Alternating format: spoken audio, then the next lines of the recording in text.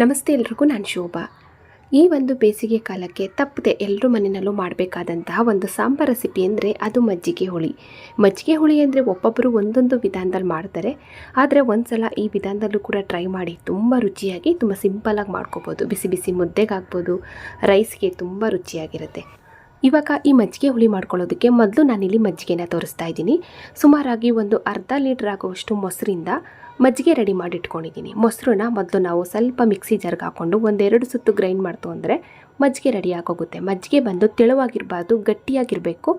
ಮಜ್ಜಿಗೆ ಎಷ್ಟು ಗಟ್ಟಿಯಾಗಿರುತ್ತೋ ನಾವು ಮಾಡುವಂಥ ಮಜ್ಜಿಗೆ ಹುಳಿನೂ ಕೂಡ ಅಷ್ಟೇ ರುಚಿಯಾಗಿರುತ್ತೆ. ತುಂಬ ತೆಳುವಾಗಿ ಮಾಡ್ಕೊಂಡ್ರೆ ಅಷ್ಟು ಚೆನ್ನಾಗಿರಲ್ಲ. ಸ್ವಲ್ಪ ನೀರು ಕಡಿಮೆ ಹಾಕ್ಕೊಂಡು ಈ ರೀತಿ ಮಜ್ಜಿಗೆನ ರೆಡಿ ಮಾಡಿ ಒಂದು ಪಾತ್ರೆನ ಮುಚ್ಚಿ ಒಂದು ಸೈಡಲ್ಲಿ ಇಡೋಣ.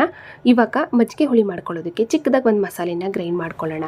ಒಂದು ಚಿಕ್ಕ ಮಿಕ್ಸಿ ಜಾರ್ಗೆ ಈರುಳ್ಳಿ ಹಾಕಿದ್ದೀನಿ. ಈರುಳ್ಳಿ ಬಂದು ಒಂದು ಈರುಳ್ಳಿ ಮೀಡಿಯಮ್ ಸೈಜು, ಹಾಗೆ ಒಂದು ಗೆಂಡೆ ಹಾಕೋವಷ್ಟು ಬೆಳ್ಳುಳ್ಳಿ. ಈ ಮಜ್ಜಿಗೆ ಹುಳಿಗೆ ಸ್ವಲ್ಪ ಜೀರಿಗೆನ ಮುಂದಾಗಿ ಹಾಕಬೇಕು. 1.5 ಸ್ಪೂನ್ ಹಾಕೋವಷ್ಟು ಜೀರಿಗೆ ಹಾಕ್ಕೊಂಡಿದ್ದೀನಿ. ಹಾಗೆ ಖಾರಕ್ಕೆ ಮೆಣಸಿನಕಾಯಿ ಹಾಕೋಣ. ಹಸಿ ಮೆಣಸಿನಕಾಯಿ ಆದರೂ ಹಾಕ್ಬೋದು ಅಥವಾ ಒಣ ಮೆಣಸಿನಕಾಯಿ ಆದರೂ ಹಾಕ್ಬೋದು. ನಾನಿಲ್ಲಿ ಒಂದು 3 ಒಣ ಮೆಣಸಿನಕಾಯಿನ ಹಾಕ್ಕೊಂಡು ಇವಾಗ ಸಣ್ಣ ಸಣ್ಣದು 2 ಟೊಮೊಟೊನೂ ಕೂಡ ಹಾಕ್ತಾಯಿದ್ದೀನಿ. ಮಜ್ಜಿಗೆ ಜಾಸ್ತಿ ಹುಳಿ ಇತ್ತು ಅಂದರೆ ಒಂದೇ ಒಂದು ಟೊಮೊಟೊ ಹಾಕ್ಕೊಳ್ಳಿ. ಹುಳಿ ಕಡಿಮೆ ಇತ್ತು ಅಂದರೆ 2 ಟೊಮೊಟೊನ ಹಾಕ್ಕೊಳ್ಳಿ.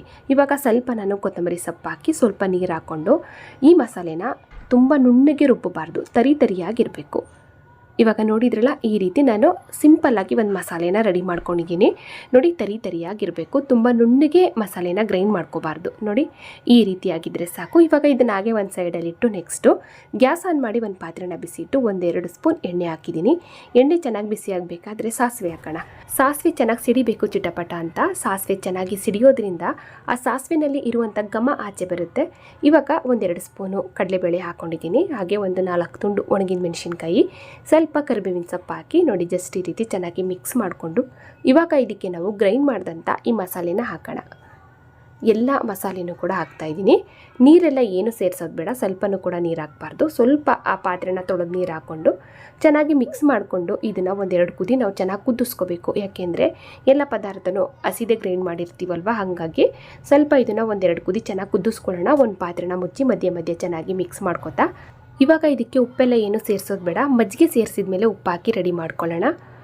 ಇವಾಗ ನೋಡಿ, ನಾನು ಕೂಡ ಒಂದು ಪಾತ್ರೆ ಮುಚ್ಚಿ ಒಂದು 3-4 ನಿಮಿಷ ಇದನ್ನು ಚೆನ್ನಾಗಿ ಬೇಯಿಸ್ಕೊಂಡು ಫೈನಲಿ ಕ್ಯಾಪ್ ಓಪನ್ ಮಾಡಿ ತೋರಿಸ್ತಾ ಇದ್ದೀನಿ. ನೋಡಿ, ಆ ಖಾರನೂ ಕೂಡ ಚೆನ್ನಾಗಿ ಬೆಂದಿದೆ. ನೋಡಿ, ಒಳ್ಳೆ ಘಮ ಬರ್ತಾ ಇದೆ ಬೆಂದು.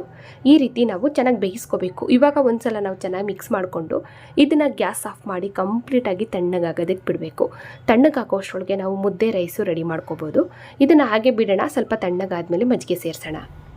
ಇವಾಗ ನೋಡಿ, ನಾನು ಕೂಡ ಸ್ವಲ್ಪ ಮುದ್ದೆ ರೆಡಿ ಮಾಡ್ಕೊಳ್ಳೋ ತನಕ ಬಿಟ್ಟಿದ್ದೆ. ಕಂಪ್ಲೀಟಾಗಿ ಖಾರ ತಣ್ಣಗಾಗಿದೆ. ನೋಡಿ, ಒಂದ್ಸಲ ಚೆನ್ನಾಗಿ ಮಿಕ್ಸ್ ಮಾಡಿಕೊಂಡು ರೆಡಿ ಮಾಡಿ ಇಟ್ಕೊಂಡಂಥ ಮಜ್ಜಿಗೆ ಹಾಕೋಣ.